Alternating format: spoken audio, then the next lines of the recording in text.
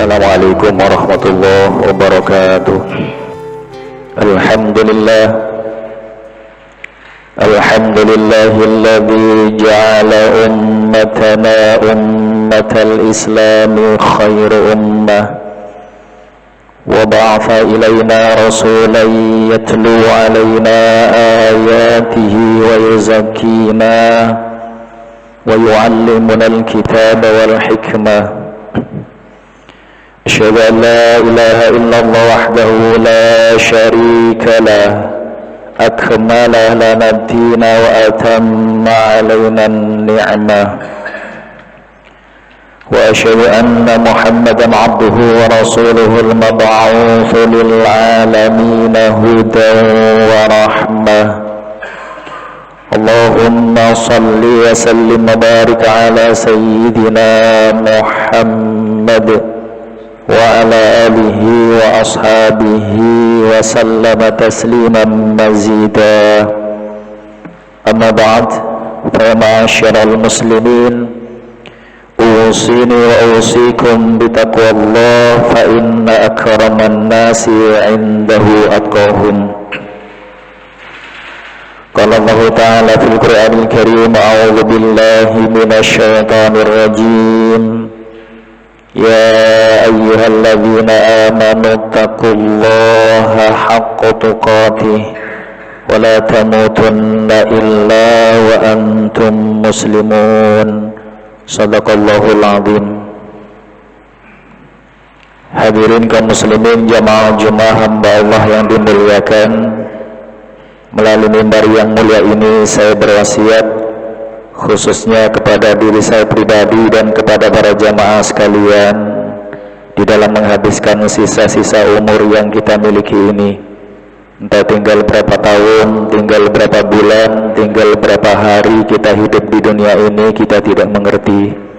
Marilah sisa hidup ini kita pergunakan untuk senantiasa bertaubat di hadapan Allah. Kita pergunakan untuk meningkatkan ibadah kita kepada Allah Subhanahu wa taala, sehingga suatu saat nanti kita akan menjadi manusia kekasih Allah, manusia yang paling dicintai oleh Allah, manusia pilihan Allah, yakni muttaqin di sisi Allah Subhanahu wa taala. Hadirin kaum muslimin jamaah Jumat hamba Allah yang dimuliakan, dunia ini tempat berusaha, dunia ini tempat bekerja, dunia ini juga tempat beribadah. Akan tetapi akhirat adalah tempat balasan sekaligus tempat pertanggungjawaban di hadapan Allah Subhanahu wa taala. Apa yang kita lakukan di dunia ini, baik ataupun buruk, besar ataupun kecil, berat ataupun ringan, susah ataupun mudah, baik yang bersifat qauliyah ataupun fi'liyah, ucapan ataupun tingkah laku, perbuatan, nanti semuanya akan dipertanyakan dan dibalas oleh Allah Subhanahu wa taala. Faman ya'mal mithqala dzarratin khairan yarah wa man ya'mal mithqala dzarratin syarran yarah. Maka barang siapa orang yang berbuat kebaikan walaupun sebesar biji sawi atau dzarrah, maka akan ditunjukkan oleh Allah, diperlihatkan oleh Allah dan dibalas oleh Allah Subhanahu wa taala. Dan barang siapa orang yang berbuat keburukan, kehinaan, dosa dan maksiat walaupun sebesar dzarrah, maka nanti juga akan ditunjukkan, diperlihatkan juga dibalas oleh Allah Subhanahu wa taala. Jadi apapun yang kita lakukan di dunia ini, besar ataupun kecil, nanti akan ditanyakan dan dipertanggungjawabkan di hadapan Allah Subhanahu wa taala. Termasuk nikmat yang sudah kita terima dari Allah Subhanahu wa taala pun juga nanti akan ditanyakan oleh Allah Subhanahu wa taala. Tsumma latus'alunna yawma idzin 'anin na'im. At-Takatsur ayat 8. Kemudian pada hari itu akan ditanyakan oleh Allah Subhanahu wa taala semua nikmat yang sudah diberikan oleh Allah kepada manusia, ditanyakan semuanya para jemaah. Nikmat pangkat jabatan kedudukan akan ditanya, nikmat kesempatan akan ditanya, nikmat kesehatan akan ditanya, nikmat harta benda, uang yang melimpah ruah pun juga akan ditanya, nikmat kesenangan, kebahagiaan, kehormatan, kemuliaan pun juga nanti ditanyakan oleh Allah Subhanahu wa taala, dan semuanya nanti dipertanggungjawabkan di hadapan Allah Subhanahu wa taala. Bolehlah saat ini orang yang punya kasus atau punya perkara yang sudah jelas-jelas dia melakukan dosa dan maksiat, tapi dia bilang-bilai, kepingin apa? Kepingin menang dalam kasus dan perkaranya, sampai menyewa pengacara. Bolehlah. Pada endingnya dia menang, dia senang, dia bahagia. Tapi nanti bagaimana dia mempertanggungjawabkan di hadapan Allah Subhanahu wa taala, para jamaah? Kita sering diingatkan oleh Allah dalam Al-Quran surat Yasin ayat 65. Al-yawma nakhtimu ala afwahihim wa tukallimuna aydihim wa tashhadu arjuluhum bima kanu yaksibun. Pada hari itu mulut-mulut mereka akan dikunci mati oleh Allah Subhanahu wa taala, tidak bisa berbicara. Dia akan bungkam seribu bahasa. Yang dulunya mulutnya suka mencela, mencaci maki orang lain, yang dulu mulutnya suka berbohong, dusta, semuanya nanti dikunci mati oleh Allah Subhanahu wa taala. Lalu siapa nanti yang berbicara, yang mempertanggungjawabkan? Wa tukallimuna aydihim, tangan-tangan mereka yang akan bicara di hadapan Allah Subhanahu wa taala. Iya ya Allah, saya dulu diajak untuk mencuri. Iya ya Allah, saya dulu diajak untuk berzina. Iya ya Allah, saya dulu diajak untuk berjudi. Iya ya Allah, saya dulu diajak untuk korupsi. Semuanya nanti akan dibeberkan oleh tangan-tangan mereka. Dan sebagai penguat, wa tashhadu arjuluhum, kaki-kaki mereka akan menjadi saksi, para jemaah.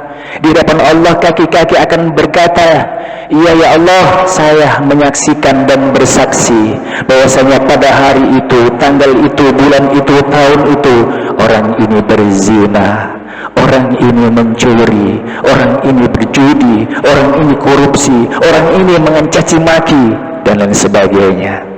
Karena apa? Perbuatan yang dilakukan akan menjadikan saksi. Kaki-kaki mereka dan tangan-tangan mereka akan berbicara, berjamaah. Ada satu kisah klasik, berjamaah, dan mudah-mudahan kisah ini bisa menjadi inspirasi dalam kehidupan kita. Dulu ada seorang ulama besar, pondoknya besar, santrinya banyak. Pada satu hari ada warga kampung datang. Di hadapan kiai ini, warga kampung itu matur, wahai kiai, mohon berkenan hari Senin kiai dan para santrinya datang ke rumah kami untuk memberikan tausiah dan doa, karena hari Selasa saya mau menikahkan putri saya. Apa jawabnya kiai? Baik, insya Allah saya akan datang. Tibalah waktunya hari Senin, para jamaah, datanglah kiai ini bersama 20 santrinya. Selesai tausiah, selesai berdoa sebagaimana di kampung kita, maka keluarlah beberapa menu makanan. Dan persis di hadapan kiai ini adalah sate kambing. Padahal yang disukai oleh kiai adalah ikan bakar bandeng, tapi jauh di sana.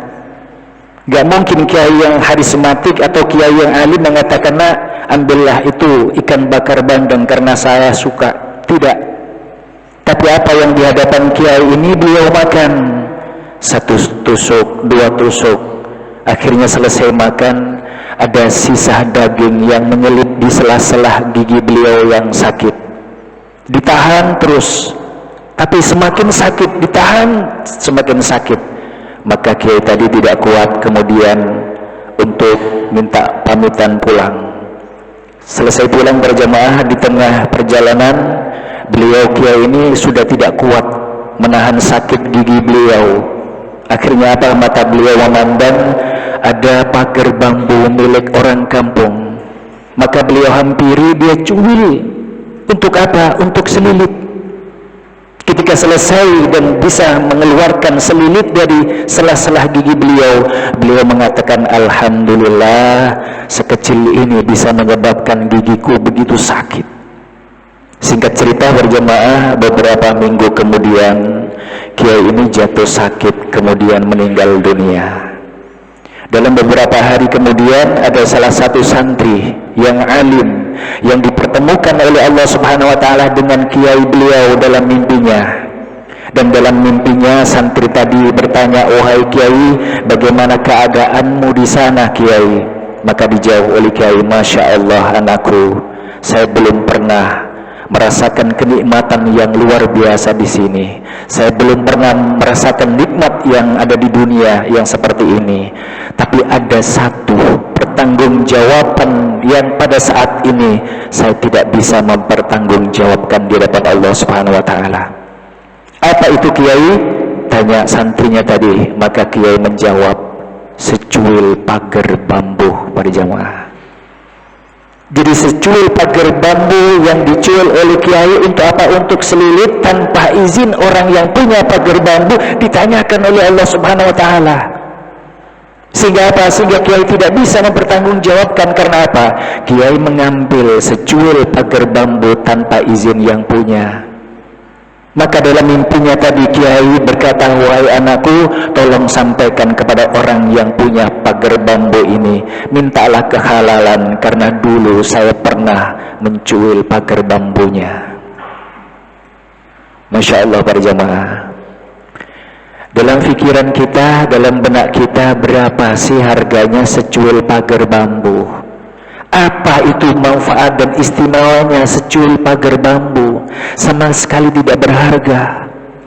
Tapi itu nanti dipertanyakan oleh Allah Subhanahu wa taala. Gak bisa kita bayangkan bagaimana saat ini orang-orang yang melakukan korupsi ratusan juta, bahkan miliaran. Gak bisa kita bayangkan bagaimana nanti pertanggungjawabkan di hadapan Allah Subhanahu wa taala. Maka mumpung berjamaah kita masih dikasih umur panjang oleh Allah, kita harus hati-hati ucapan tingkah laku kita, jangan sampai menyakiti hati orang lain, jangan sampai mengambil hak orang lain tanpa izin. Nanti berat pertanggungjawaban di hadapan Allah Subhanahu wa taala. Apapun yang kita lakukan saat ini tidak akan pernah tercecer dari catatan Allah. Sekecil apapun, dikatakan dzarrah, ada yang mengartikan sekecil atom ataupun molekul, nanti akan dipertanyakan dan dipertanggungjawabkan oleh Allah Subhanahu wa taala. Lisan kita yang mengucapkan kotor di hadapan manusia, mencaci maki, menghina orang lain pun juga nanti akan dipertanggungjawabkan di hadapan Allah Subhanahu wa taala. Mudah-mudahan para jamaah kita bisa lebih hati-hati untuk berbicara atau lebih hati-hati untuk berbuat. Jangan sampai menyakiti hati orang lain, jangan sampai menghina orang lain, jangan sampai menjadi pembicaraan dan menjadi sumber dari fitnah kehidupan. Dan mudah-mudahan kita termasuk orang-orang yang senantiasa dimuliakan oleh Allah Subhanahu wa taala. Amin ya rabbal alamin.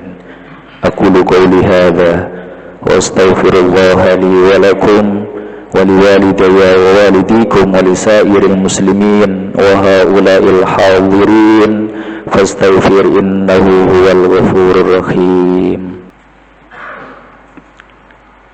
الحمد لله المحمود بنعمته المعبود بقدرته المطاع بسلطانه المرهوب بالعذابه وسطوته النافذ أمره في سمائه وأرضه الذي خلق الإنس والجن والشيطان بقدرته وميزهم بأحكامه وأعزهم بدينه. أشهد أن لا إله إلا الله وحده لا شريك له وأشهد أن محمدا عبده ورسوله. اللهم صل وسلم وبارك على سيدنا محمد وعلى آله وأصحابه أجمعين. أما بعد، فيا معاشر المسلمين، أوصيني وأوصيكم بتقوى الله، فإن أكرم الناس عنده أتقاهم. Qala Allah Ta'ala fil Qur'anil Karim, a'udzu billahi minasy syaithanir rajim. Ya ayyuhalladzina amanu dzkurullaha dzikran katsira wasabbihuhu bukratan wa asila. Hadirin kaum muslimin jamaah Jumat hamba Allah yang dimuliakan, marilah khutbah ini kita tutup dengan doa. Sejenak kita munajat kepada Allah, kita tenangkan hati dan pikiran kita memohon di depan Allah Subhanahu wa taala. Mudah-mudahan semua kesalahan dan dosa kita insya Allah akan diampuni oleh Allah Subhanahu wa taala. Apapun yang kita miliki, pangkat, jabatan, kedudukan, harta benda, anak, istri, keluarga, mudah-mudahan insya Allah semuanya diberi barokah oleh Allah Subhanahu wa taala.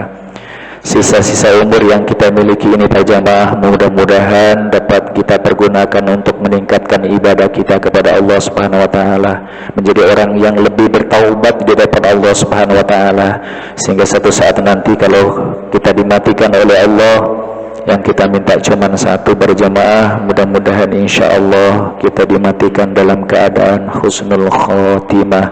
Amin ya rabbal alamin. A'udzu billahi minasyaitonir rajim. Bismillahirrahmanirrahim. Allahumma shalli wa sallim wa barik ala sayyidina Muhammad walhamdulillahi rabbil alamin. Allahumma ighfir lana dhunubana wa qina adzaban nar. Allahumma ihdina ila siratil mustaqim. Allahumma arinal haqqa haqqan warzuqna ittiba'ah wa arinal batila batila warzuqna ijtinabah. Allahumma ba'idna minal bala'i كثيرا يا الله وقاربنا من العمل الصالحة. اللهم اجعل الدنيا تحت أيدينا ولا تجعلها في قلوبنا. اللهم سلمنا والمسلمين وعافنا والمسلمين وقنا وإياهم شر مصائب الدنيا والدين. اللهم اختم لنا بالإيمان يا الله. اللهم اختم لنا بالإسلام يا الله. اللهم اختم لنا بحسن الخاتمة يا الله. ربنا ظلمنا أنفسنا وإن لم تغفر لنا وترحمنا لنكونن من الخاسرين. ربنا هب لنا من أزواجنا وذريتنا قرة أعين واجعلنا للمتقين إماما. ربنا اغفر لنا ولوالدينا وارحمهما كما ربيانا صغارا. ربنا آتنا في الدنيا حسنة وفي الآخرة حسنة وقنا عذاب النار. وصلى الله على سيدنا محمد والحمد لله رب العالمين. عباد الله إن الله يأمر بالعدل والإحسان وإيتاء ذي القربى وينهى عن الفحشاء والمنكر والبغي يعظكم لعلكم تذكرون. ولذكر الله عز وجل وأكبر.